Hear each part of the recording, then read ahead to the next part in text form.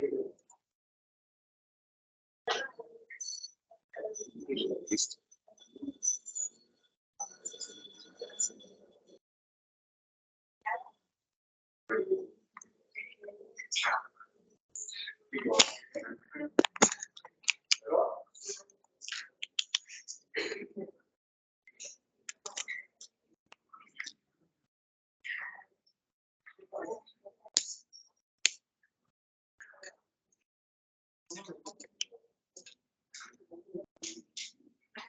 ¿Listo, Campito? Cuando quieras, aquí estoy abierto la hora.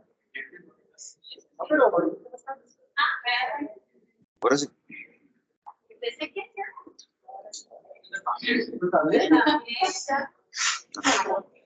Muy buenos días para todos, Días. estudiantes, docentes y quienes nos están escuchando a través de Teams. Para el inicio al foro me gustaría que los que se encuentran atrás, por favor adelante, para que los que vayan llegando se vayan situando en la parte de atrás, por favor. Bienvenidos al 17º foro del programa de filosofía llamado El lugar de la filosofía hoy. Primero, himno nacional de la República de Colombia.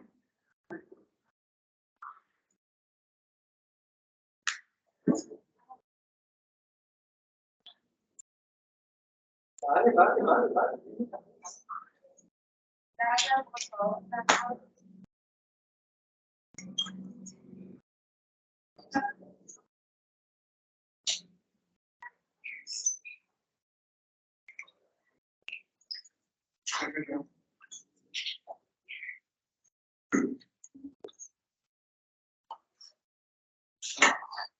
Gloria inaccesible, oh júbilo inmortal, en su nombre honores, el bien germinará, el bien germinará. Oh gloria inaccesible, oh júbilo inmortal, en su de dolores,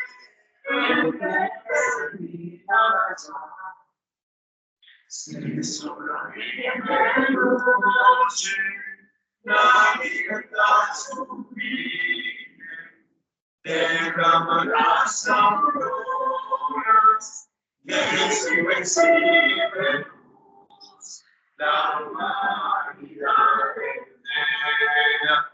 Entre cadenas vive, comprende las palabras del pueblo de la cruz. Oh, gloria inaccesible, oh, júbilo inmortal, en surcos de dolores, el bien germinará. El bien terminará.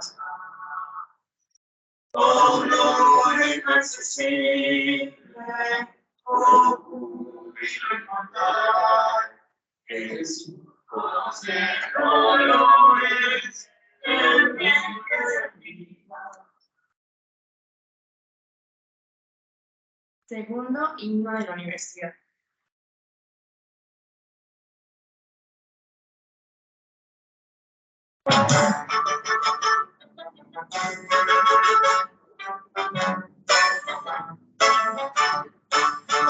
Portadora de paz y alegría, el saber y la ciencia inmortal, estudiantes, docentes y pueblo, conquistemos el gran bienestar. El coraje de un gran visionario de Faría, su gran fundador, y su trono que son los mejores. Disfrutemos con fe y con amor, multitud de valores innatos que trabajan con fuerza y amor, interpretan con gusto y certeza los senderos de nuestro esplendor. por cada hora de paz y alegría, de saber y paciencia encontrar. Estudiantes, docentes y pueblo, conquistemos el gran bienestar. Fomentemos cultura y progreso, con valor y coraje sin par, porque el mundo se encuentra vacío y nosotros debemos estar. Marcharemos a paso seguro, al momento de esperanza se ve, removiendo conductas precarias, del ayer, portadora de paz y alegría, el saber y la ciencia encontrar. Estudiantes, docentes y pueblo, conquistemos el gran bienestar.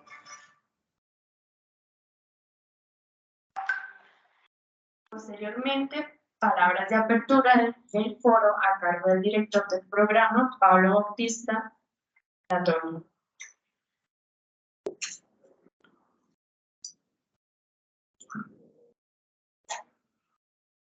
Muy buenos días para todos. Un saludo muy especial a nuestros representantes estudiantiles Laura y Jimmy, a el equipo organizador de este 17º Foro Estudiantil de Filosofía, al grupo de ponentes que van a estar participando en este foro, a todo el grupo de estudiantes de nuestro programa de filosofía y estudiantes que nos acompañan de otros programas. Un saludo a nuestro director del grupo de investigación Cónquiro, profesor Oscar Cabeza, nuestro coordinador del semillero de investigación, profesor Campo Elías Flores, a todo el equipo docente del programa de filosofía, a todo el grupo de egresados que nos acompañan en el día de hoy, ya sea de manera presencial o por medio de la plataforma Teams.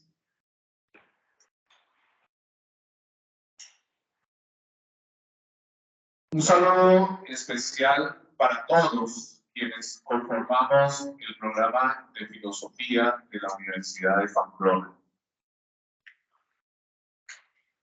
El mes de noviembre es un mes muy especial para nosotros. Iniciábamos el día de ayer con la celebración de la fundación de Pamplona, 1 de noviembre de 1549. Se funda nuestra ciudad de Pamplona. Era un día de celebración para nosotros, de la manera como iniciábamos el mes de noviembre.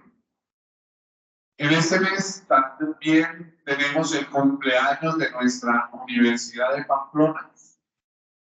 Recordemos, fundada por el padre Faría en 1960. Estaremos cumpliendo 63 años. Nuestra Universidad de Pamplona. 20 de noviembre, donde tendremos el Día Mundial de la Filosofía. Y 20 de noviembre, donde se desarrolla este 17º Foro Estudiantil de Filosofía, el lugar de la filosofía hoy. Tener presente cómo la filosofía es muy pertinente, muy necesaria para la sociedad de hoy. Qué bueno que este espacio, que es un laboratorio para nuestros estudiantes, ya que ellos se están preparando como organizadores de eventos académicos, como lo han sido en la organización de este foro estudiantil. Han sido los estudiantes los protagonistas para la organización del foro. es un laboratorio para ellos. Es también la oportunidad de ir creciendo y de formarse en la escritura y en la presentación de ponencias. Por eso nuestros estudiantes aprovechan este espacio y hacen presentación de ponencias. Son nuestros estudiantes del programa de filosofía de la Universidad de Pamplona, con la apertura también para que otros estudiantes se animen a participar en estos eventos académicos. Es realmente este evento del Foro Estudiantil de Filosofía muy importante. No vamos a decir si es más o menos importante que estar en un salón de clase. No, no vamos a hacer ese comparativo.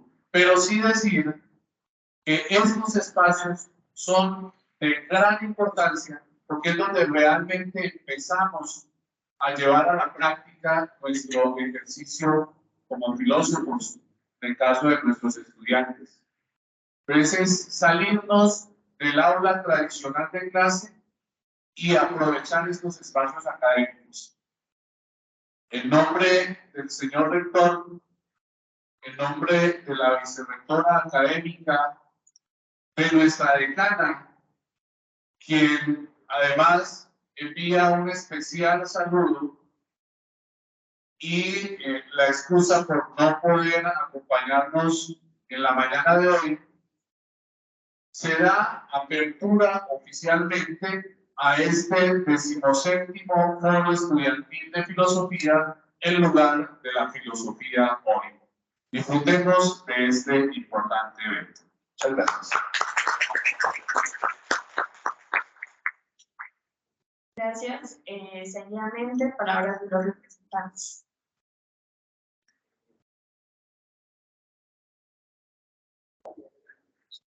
Buenos días.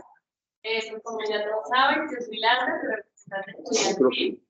Básicamente, el día de hoy es un espacio para la reflexión y la divulgación filosófica. Hoy nos encontramos celebrando el 17º Foro Estudiantil del programa de filosofía, en lugar de la filosofía hoy. Por la grabación, por favor. En el lugar de la filosofía hoy. Desde la representación estudiantil siempre fue para nosotros un objetivo y un propósito, lograr que este año pues pudiésemos estar aquí celebrando esto y pues darle las gracias a los organizadores, a los ponentes y a todas las personas que hicieron esto posible. Muchas gracias.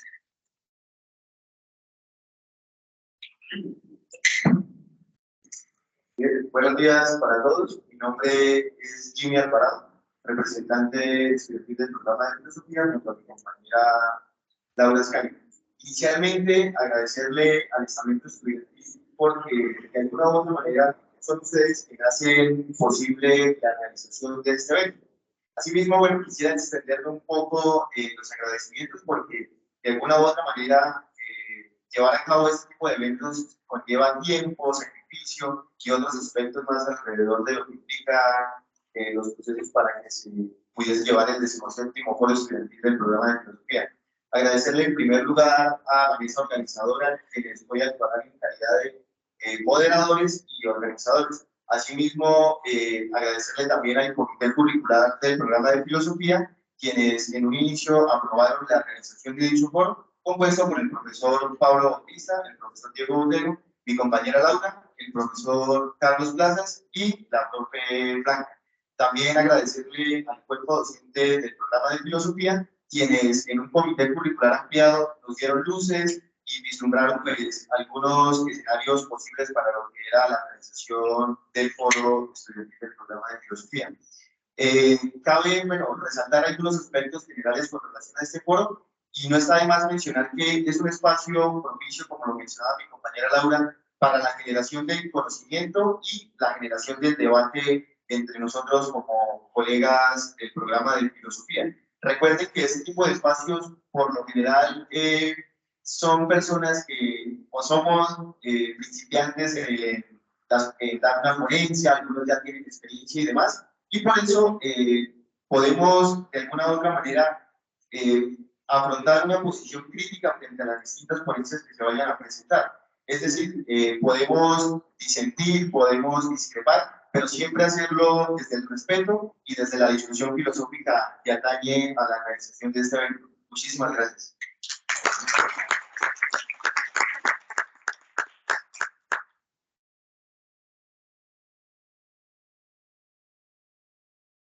Buenos días. A continuación voy a dar las recomendaciones sobre las ponencias. Recuerden que el tiempo estipulado por ponencia son 30 minutos, por lo tanto las moderadoras encargadas, cuando resten los últimos 5 minutos, vamos a levantar la mano en señal para que el ponente pueda concluir y seguir con las preguntas. Asimismo, estas preguntas tienen estipulado un tiempo de 15 minutos. Las moderadoras encargadas son mi compañera Jennifer y pues quien habla, Luisa Mateis. Ahora sí, vamos a dar apertura a las ponencias con la disertación del profesor Diego Alejandro Montero Quijo, quien es doctor en Ciencias Políticas por la Universidad Nacional Autónoma de México. Su ponencia se titula Pueblo y Movimientos Sociales en la Política de la Liberación de Enrique Dussel. Profesor Diego, el espacio es suyo. Antes de darle el micrófono al profesor Diego, quería agradecerle en nombre del programa de filosofía, del nuevo equipo docente y estudiantil y egresados, pues por la ponencia de apertura a este 17º congreso. Muchas gracias, profesor Diego. Muchísimas gracias, profesor Pablo. Bueno, primero que todo, muy buenos días a todos y todas. Pues, gracias. Muy buenos días. Okay. Muy buenos días a todos y todas. Quiero agradecerles por la invitación que hicieron para participar en este evento y felicitarles porque pues, realmente es muy valioso que desde la acción de los estudiantes y de las estudiantes del programa se generen estos espacios. Creo que es algo que hay que resaltar y que vale la pena mantener de forma sostenible. El trabajo que os compartí con ustedes el día de hoy se titula Movimiento. De antemano pido disculpas por algo de gripa y siento que hablo como si tuviera la cabeza en un balde, entonces pido disculpas por ello, pero bueno, el trabajo que quiero compartir con ustedes el día de hoy se titula Pueblo y Movimientos Sociales en la Política de la Liberación de Enrique Dussel. Enrique Dussel, la imagen del autor, es sin lugar a duda el filósofo más importante que tenemos en América Latina. Y yo soy de los que cree que es de las propuestas más significativas que se han dado a la región del siglo XX, que va del siglo XXI, en términos de una aportación original que puede hacer el autor a la historia de la filosofía mundial. La filosofía de la liberación, que es Dussel es su principal arquitecto, pues es una corriente de pensamiento filosófico que surge después de la Segunda Guerra Mundial, hasta la década de los 60 en América Latina. Dussel es de nacionalidad argentina, pero nacionalizada en México, lleva 50 años viviendo en México. Son de la Universidad Autónoma Metropolitana de la Ciudad de México y de la Facultad de Filosofía de la Universidad Nacional Autónoma de México. Y pues es un autor que ha construido una propuesta de pensamiento que a mí es sistemática. Es decir, yo creo que con Dussel estamos frente a un autor que tiene un sistema filosófico. Un sistema filosófico en el que se desarrollan varios problemas filosóficos, un sistema filosófico que aborda distintas corrientes de la filosofía desde un abordaje metodológico particular. Esa es otra particularidad que tiene el autor, ¿cierto? Que ha construido su pensamiento desde el método propio de la filosofía de la liberación, es el método analítico, muy recomendado en la lectura de su filosofía de la liberación de 1953 de la memoria, donde desarrolla la analítica como método. Y además hay algo muy interesante y es que toda su obra está acceso libre en Internet. En la página del autor ustedes consiguen no solamente una enorme cantidad de bibliografías secundarias sobre Dussel, sino que consiguen toda la obra del autor de acceso libre, lo cual además es una de las unidades que hay que resaltar de este filósofo latinoamericano. Desde sus temáticas más importantes, con las cuales es quizás más famoso el autor, encontramos sus críticas al eurocentrismo desde la idea de la modernidad, sus trabajos sobre estudios culturales y desarrollo de la identidad latinoamericana, los trabajos que ha desarrollado a partir de Marx en relación con lo que es la economía política de la liberación y principalmente, que es el campo en el que no me concentraba en el estudio sector, es la ética y la política de la liberación. Hay elementos importantes que vale la pena resaltar de este autor. La filosofía de la liberación es una corriente de pensamiento de construcción. Entonces la ha construido durante los últimos 60 años, pero sigue en este momento todavía trabajando en él, está vivo, a pesar de que con el profesor Carlos Plaza en el último congreso internacional de filosofía nos encontramos con un colega mexicano que nos contaba que ya está muy enfermo, ya no está recibiendo gente, que ya no está en tratamiento, no está viajando, cada más tiempo.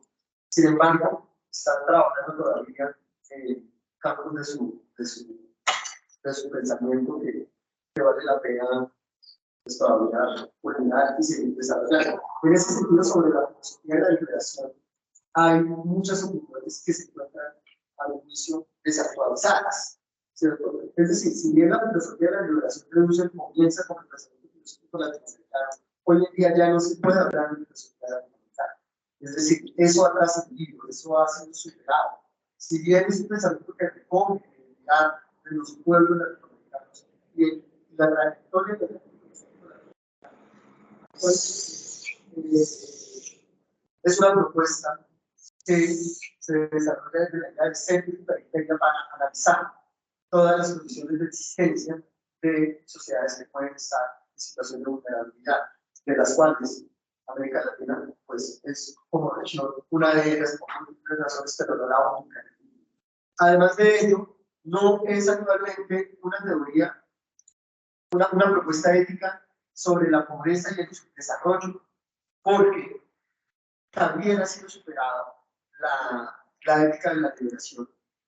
Comienza como la ética de la liberación latinoamericana, de esos 6 tomos que estaban publicados en los 60, en los 70, para encontrarse hoy en día como una corriente de pensamiento que en el campo de la ética tiene una propuesta de carácter universal.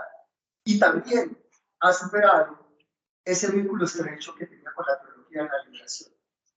Algo muy interesante es que es un pensamiento sistemático y es un pensamiento que piensa la vida en comunidad, que piensa la realidad desde el sentido de lo que significa el sistema mutuo en relación de centro-periferia. Centro como la forma de organización de los pueblos que se construye desde dinámicas particulares que terminan oprimiendo a otros. Y ese otros significa la periferia. Y ello pues surge como una reflexión sistemática que en un principio estaba en una triada de propuestas que desde la región son realmente significativas. Nosotros en América Latina, en el siglo XX, tenemos, creo yo, 4 grandes desarrollos teóricos que son de carácter universal y que han tenido un lugar de ahora, primero es la teología de la liberación, desarrollado por pues, toda esta corriente de la Iglesia Católica que hace una reinterpretación de la doctrina, ¿cierto? Para ponerla en clave de liberación. Tenemos, bueno, yo creo que al lado de la teología de la liberación, muy cerquita está también la pedagogía de la liberación de Freire, que la Universidad de Barcelona es bastante significativa. Esperaría que así de significativa. Yo creo que podemos ubicar unos nexos muy interesantes en la pedagogía de la liberación y la teoría de la liberación, por eso lo ubico como un campo. Está la teoría de la dependencia, que desde la economía es toda esa corriente de pensamiento que pues, mostraba cómo las condiciones socioeconómicas de la región del siglo XX eran un efecto directo de la política económica imperialista, principalmente de Estados Unidos, en la generación de una situación de dependencia. Está el boom latinoamericano, donde encontramos autores de literatura muy significativos del siglo XX, Gabriel García Márquez, Mario Vargas Llosa, Cortázar, todos los escritores del boom latinoamericano. Está la filosofía de la liberación. La filosofía de la liberación surge en ese contexto, y es un contexto que en América Latina tiene pues unas particularidades no solo teóricas en el campo de las ciencias sociales y las humanidades, sino también sociopolíticas en relación con los fenómenos económicos y políticos que tenía la región en esa época. Y eso es lo que está pensando el autor, eso es lo que pensamos. O sea, el desarrollo de un pensamiento propio, el desarrollo de una crítica al eurocentrismo, el desarrollo de la afirmación de esta necesidad de pensar desde nosotros mismos y para nosotros mismos. No me voy a detener ahí porque la crítica al eurocentrismo de Russell y su teoría sobre la transmodernidad es todavía bueno, no, nos ha dado para un semestre completo de estar estudiando ese tema. Y me voy a concentrar principalmente en lo que significa la ética de la liberación. Es la propuesta que configura en la reflexión ético-política del autor. La ética de la liberación surge como una teoría de carácter universal que supera los alcances que tenía la ética de los 70, ¿cierto? Está compuesta por esos 6 volúmenes de la ética de la liberación latinoamericana y por ese texto maravilloso que tiene una librería de usados a Bogotá, completamente comunitaria de 82 ya con la ética, con el texto de ética de la liberación y de la globalización y la exclusión de 1998 publicado en Taos, se lo recomiendo porque está, desde la referencia porque está disponible gratis en la página de los. Aquí se propone una reflexión de carácter universal sostenida en la vida humana como un principio ético que va a afirmar la reflexión sobre la manera como nos comunicamos. Y la vida humana, ¿cierto? La vida humana como principio ético, entiendas en vida humana, la posibilidad y la capacidad que tienen los sujetos para producir, reproducir y desarrollar la existencia del humano en la realidad, ¿cierto? Es ese valor base que le permite a los sujetos, ¿cierto?, llevar a cabo, o vivir ser el tipo de vida que consideran valioso.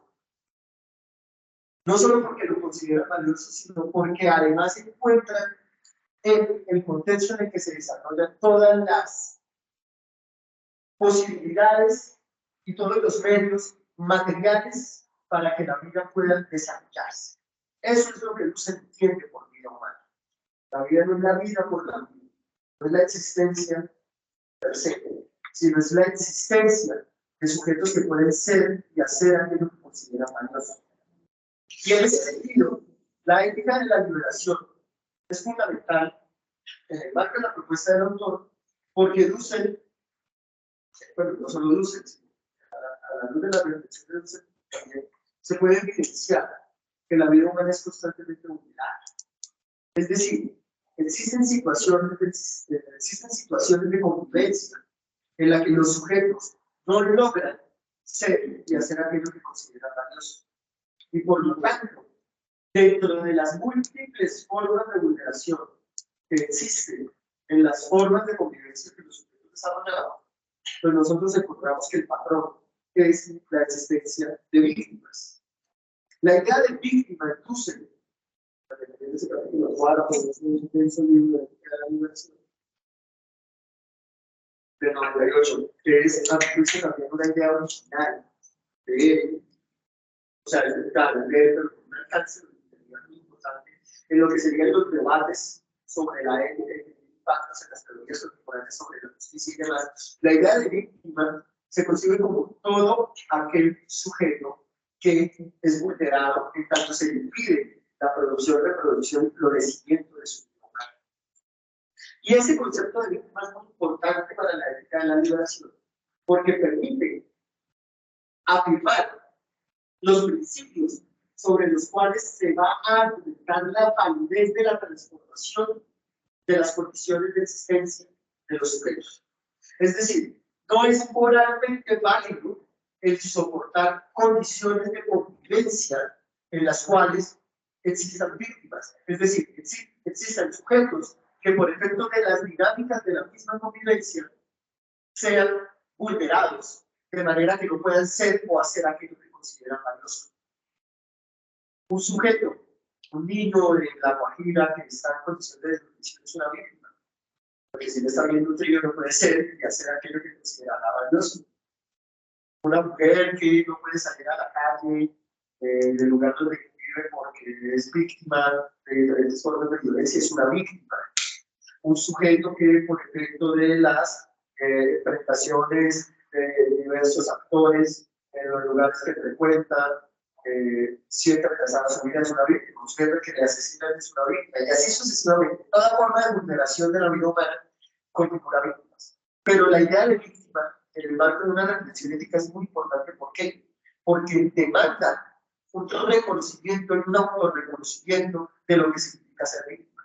Una víctima, en primera medida, debe autorreconocerse como víctima. ¿Qué significa autorreconocerse como víctima? Identificar y comprender las condiciones de existencia en las que se le está impidiendo el desarrollo de la vida humana, la producción, reproducción y florecimiento de la vida humana. Pero no reconocerla de forma pasiva, sino reconocerla de forma activa para que pueda demandar la transformación de esas condiciones sociales de existencia que lo llevan a ser una víctima. Y después del autorreconocimiento viene entonces el reconocimiento de la víctima. ¿Y quién es el que reconoce la víctima? La comunidad política en donde se encuentra esa víctima.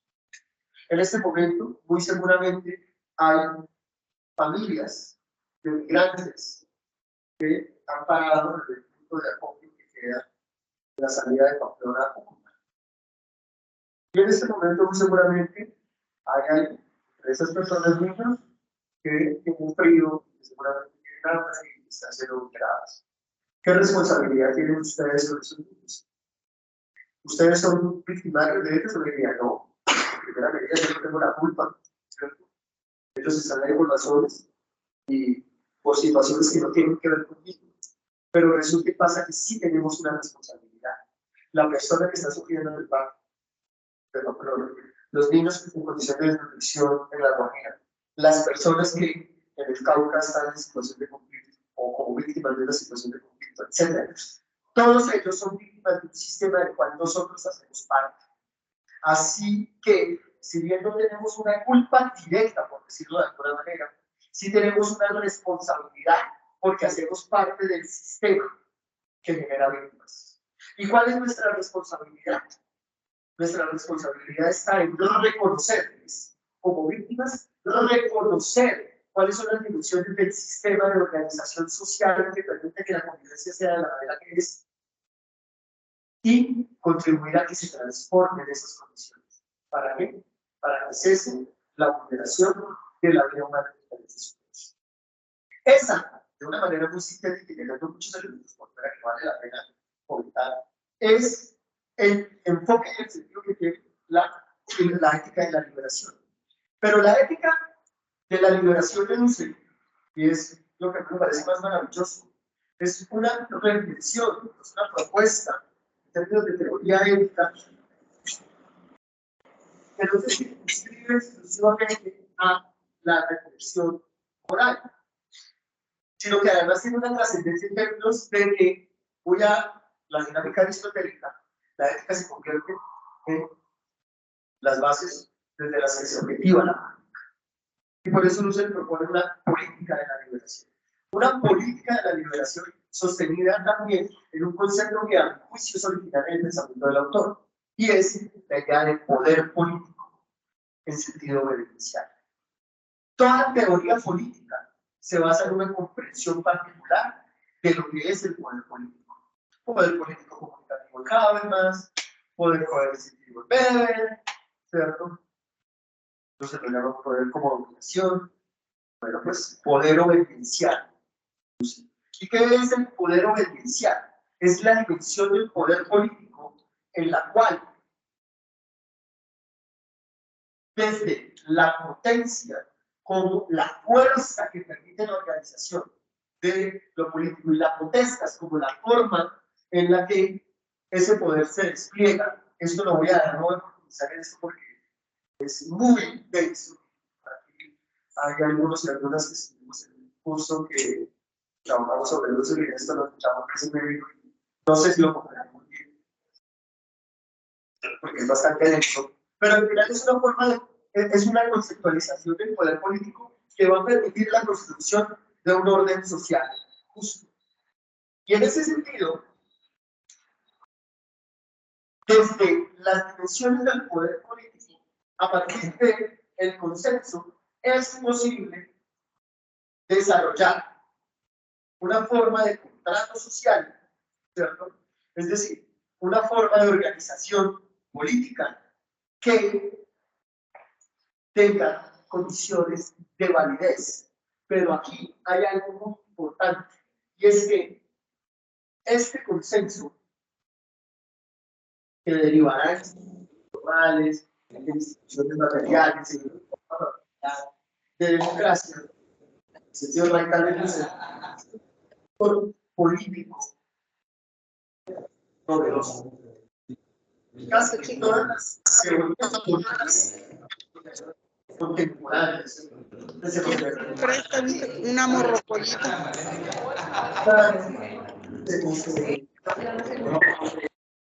Habermasiana, pensemos en bueno, toda la democracia radical desde el fundacional de Chantal Mouffe y demás. Pues al final terminan siendo desarrollos de la idea de ciudad. Es decir, el individuo es el actor fundamental, ya sea para fortalecer la política liberal, ya sea para criticarla. Entonces, en la política de la liberación, quien opera como sujeto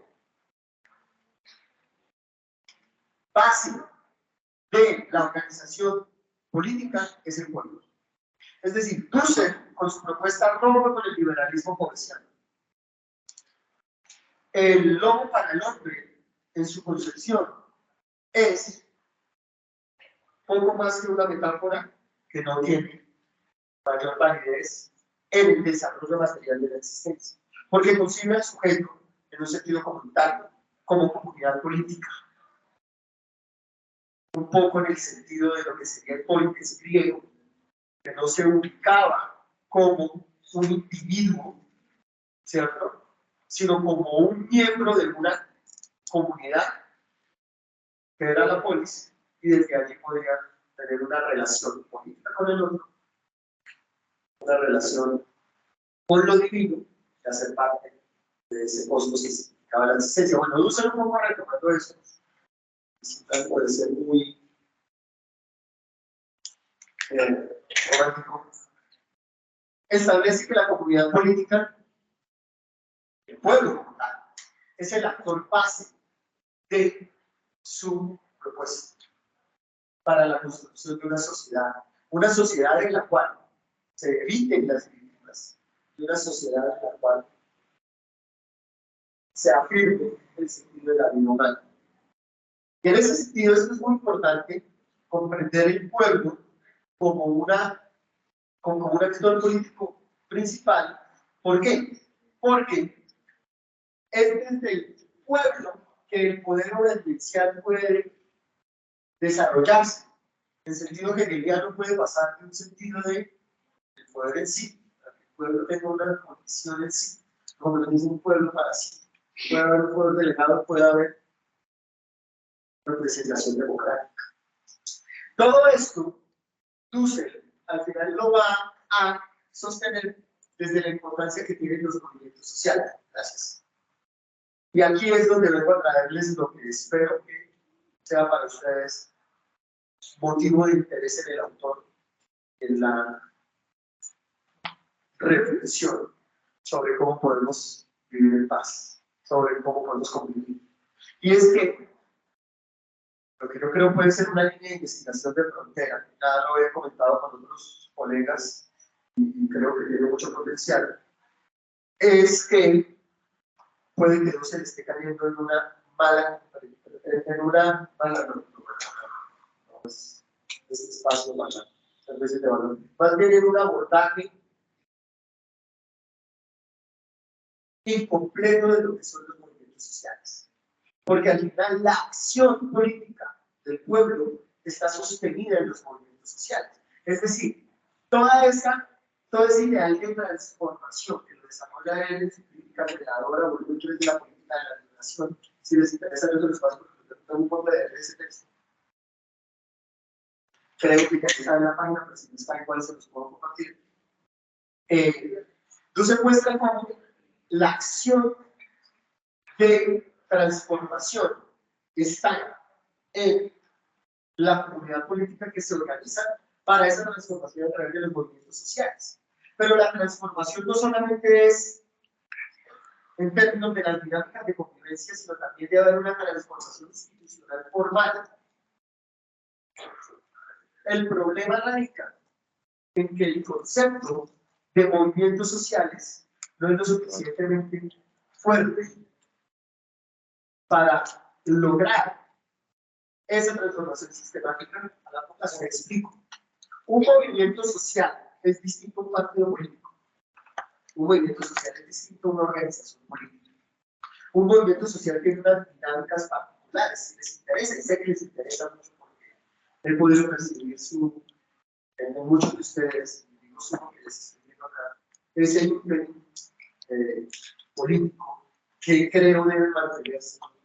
Mi profesora de filosofía en primer semestre, a la misión me enseñó que algo que uno nunca debe perder como estudiante de filosofía, porque siempre es estudiante de filosofía, así se gradúe, es el espíritu de rebeldía. El espíritu de rebeldía es ese posicionamiento crítico frente a la realidad. Creo que eso es algo muy valioso que ustedes deben conservar. Pero revisemos qué son los movimientos sociales, por ejemplo, con autores como Taylor, como Tilly, como Sartre, como Macan, y si estamos muy gringos, pues miremos a Turín, bueno, ahorita me corrigen cómo se pronuncia. Revisemos a Bourdieu, ahorita me corrigen cómo se pronuncia.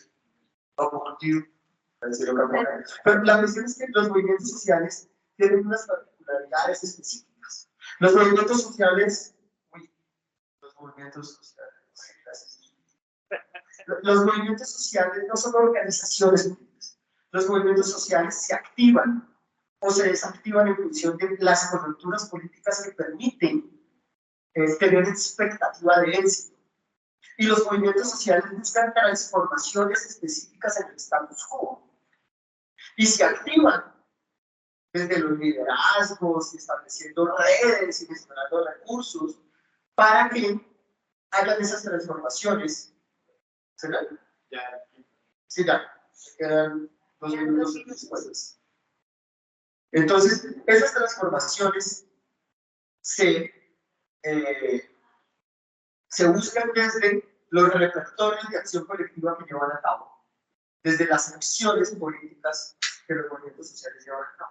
Pero esas transformaciones tienen una segunda dimensión, que es el proceso de institucionalización de la acción colectiva, de los repertorios de acción colectiva. Y ahí es donde entran los aliados políticos, formales e informales. Ahí es donde entran las organizaciones políticas, ahí es donde entran los partidos políticos. Y ahí es donde entran a jugar las fuerzas transnacionales. Es un campo en la teoría de la movilización social, que vale la pena realizar. Y a mi juicio, y esto es lo que quiero compartir con ustedes, porque creo que puede convertirse en una hipótesis de trabajo. Este segundo momento, la institucionalización de la acción colectiva de los movimientos sociales, pienso que puede no estar contemplado en el lugar que tienen los movimientos sociales como parte de ese pueblo que es el actor básico en el ejercicio de la transformación política. Se me ha acabado el tiempo. Sin embargo, creo que he podido explicar todo aquello que quería compartir con ustedes y pues bueno, quedo atento a cualquier duda, pregunta, inquietud que puedan tener. Muchísimas gracias. Un aviso parroquial antes de que se me olvide, los estudiantes que están matriculados en el seminario de Hegel, aquí está la lista, por favor, vengan y anótense porque si no me darán el gusto de ponerles panel. Bueno, muchas gracias, profe Diego, por su ponencia. Ahorita vamos a dar paso a las preguntas o comentarios que tengan con respecto a la ponencia de los objetivos.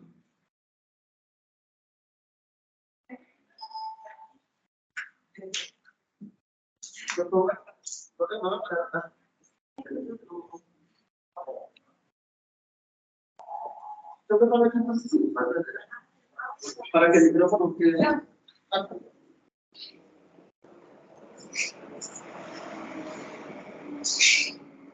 Bien, en primer lugar, agradecerle igualmente al profesor Diego Bodeno por la disertación de su ponencia como apertura a este foro.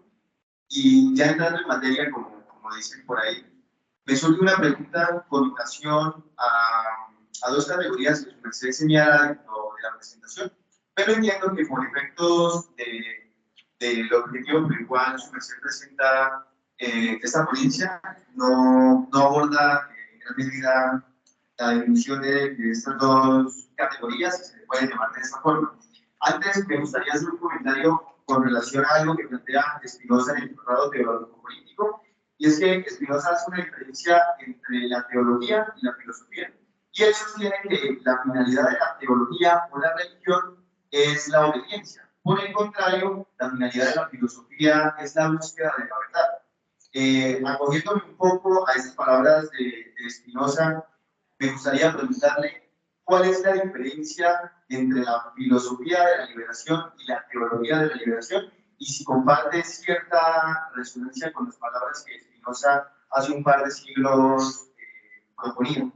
En un segundo momento, también pues a propósito de algo que nos decía uno, y es en que las víctimas deben autorreconocerse como víctimas para configurarse como estas dentro de una sociedad.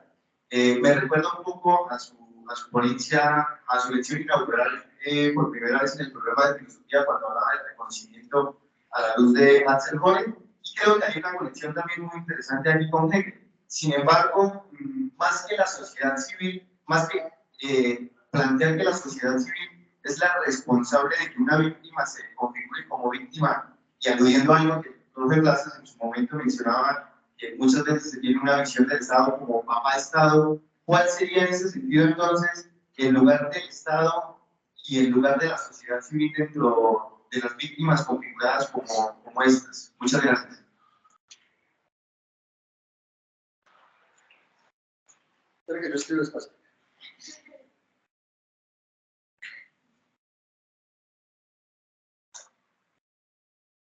Esto, ¿recuerdo todas las preguntas o voy respondiendo una por una? Yo no Vamos a recuerdo. responder las todas. Bien, el profesor Sergio Alexander Hoyos por Teams pregunta: si la filosofía de la liberación es una filosofía haciéndose, no terminada, ¿cómo puede consolidarse como un sistema filosófico? ¿O cómo entiende la filosofía de la liberación la noción de sistema de filosofía?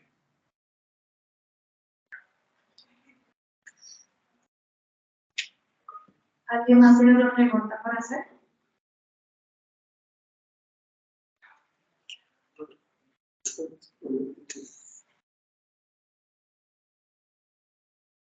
Profe Diego tiene 10 minutos para contestar las preguntas. Bueno, muchísimas gracias. Primero, no sé si agradecerles o no, porque estas preguntas no sé si están tan fáciles. Bueno, lo primero, en relación con Espinosa, voy a esquivar olímpicamente tu pregunta porque no tengo una apropiación sólida de Espinosa para establecer esos puentes. Sin embargo, hay cosas interesantes que yo creo que vale la pena mencionar en lo que me contabas, y es la diferencia entre la teología de la liberación y la filosofía de la liberación. Son hermanos porque surgen en los mismos círculos académicos en América Latina, frente a los mismos fenómenos sociales, políticos y económicos durante el siglo XX, pero se diferencian en relación de la estructura epistemológica que tiene cada corriente de pensamiento. La teología de la liberación surge como una interpretación de la doctrina cristiana que sostiene el quehacer de muchos actores relacionados con la Iglesia Católica en diferentes países de la región y de diferentes fenómenos. Por ejemplo, muy interesante ver cómo, por ejemplo, en Colombia, ciertas regiones, sacerdotes llevaban a cabo acciones sociales, políticas, territorios vulnerables desde un posicionamiento teórico y doctrinal cercano a la teología de la liberación. La filosofía de la liberación surge pues precisamente como una corriente filosófica, ¿cierto? Surge como una corriente filosófica en la cual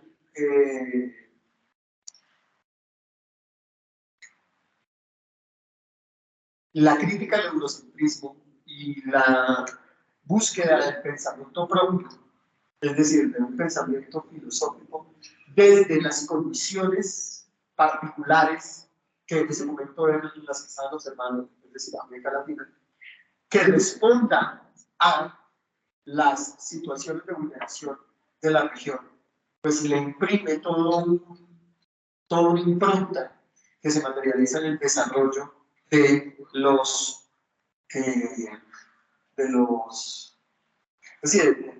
diferentes campos que lo construyen. Y aparte la filosofía de la liberación no se la inventa, nos puede que no se la inventen solo, más bien, porque hay importantes figuras que han dialogado en este campo: Augusto Salazar Ponti,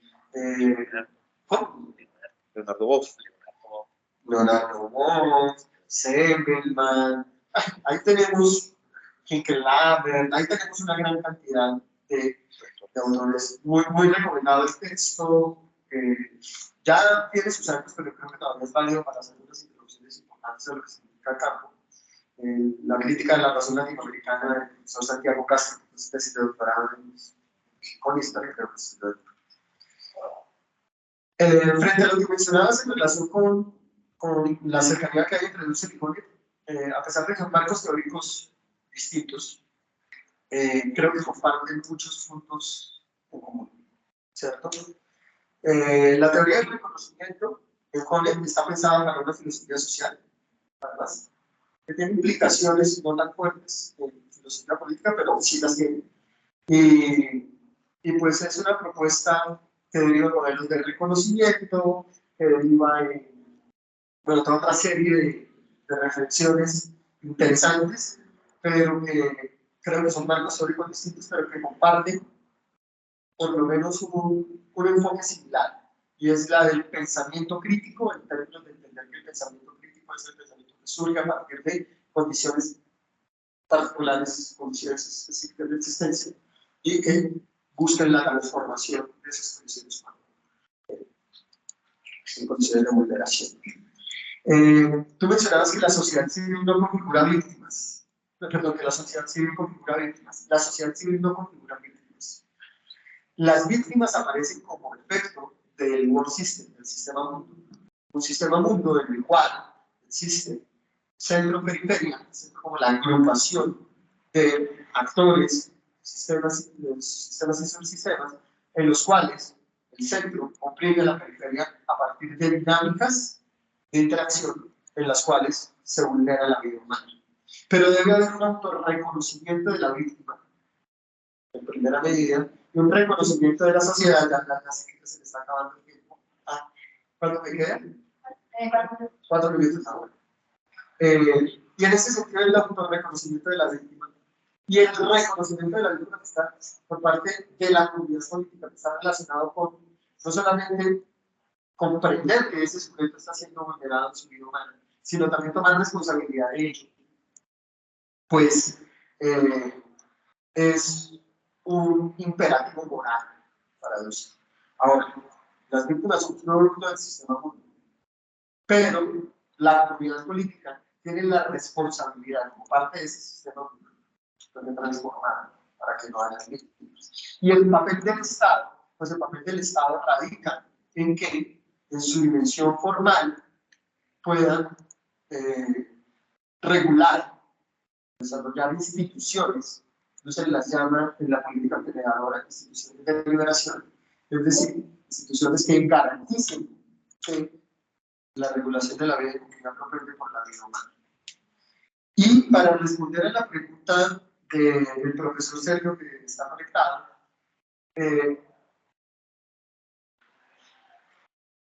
creo que cabe esta aclaración. Me parece que es un sistema filosófico, Dussel, porque primero que todo tiene método, el método analéctico, que es el que permite la comprensión de la vida de comunidad, de la realidad del sentido del centro y la periferia, ¿cierto? Y desde ahí se proyecta para el abordaje de los problemas significativos de problemas significativos en filosofía que se abordan sistemáticamente desde ese método. Ahora, ¿por qué decimos que es un proyecto inacabado? Porque la filosofía dusseliana ha transitado por la construcción de una filosofía de la historia, reformulando lo que para él es una historia de la filosofía. Ha transitado a una ética y una filosofía política, ha transitado a una economía política en clave de liberación, ha desarrollado una filosofía de la cultura y de la identidad, y cierra con una estética. Lo que pasa es que los chismes filosóficos nos contaron hace poco que ya estaba escrita la estética, pero no está publicada. Está en proceso de edición, pero ya está lista. Entonces, cuando digo que está inacabado, me refiero a que está en proceso de publicación del último trabajo del autor, que será sobre lo que denomina la estética de la liberación. Bueno, también hay un trabajo interesantísimo sobre la transmodernidad en Dussel. Entonces, creo que con eso podemos tener un autor sistemático. Esperemos que el profesor se recupere lo más posible pronto, pero que sin duda alguna ya nos deja una propuesta que no solamente tiene una connotación metodológica propia para el desarrollo de su reflexión filosófica, pero que además con una obra que vale la pena investigar. He tratado además, esta aclaración, como de acercarles el pensamiento de este autor, que es denso, que es difícil, que es duro, pero que es altamente seductor. Porque Dussel tiene eso, Dussel es un autor muy seductor. Uno lo ve, bueno, uno lo veía cuando todavía salía de los congresos, uno lo veía porque cada vez que había un congreso ya él estaba, se hacía un subcongreso dentro del congreso, porque estaba él con sus seguidores. Es un autor muy interesante, entonces todo esto para recomendarles que lo pongan en su playlist, lo consulten, y además tiene una cosa muy bonita, Es que como de verdad es un sujeto que no le importa ganar o no ganar dinero, y con este término, regalan los derechos de sus libros para que estén en internet y tienen cualquier cantidad de contenido audiovisual. O sea, en YouTube hay miles de videos del autor. Muchísimas gracias por su atención, por sus preguntas.